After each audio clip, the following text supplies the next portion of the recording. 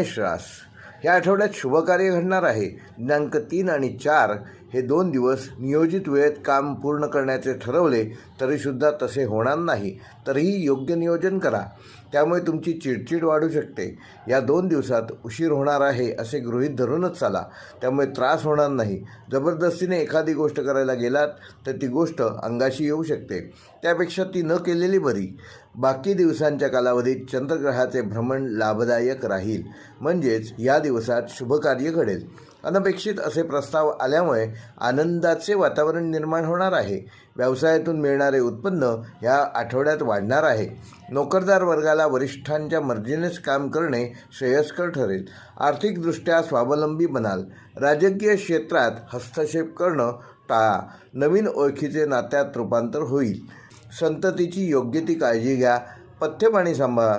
मेष राशीसाठी उपाय: तांब्याच्या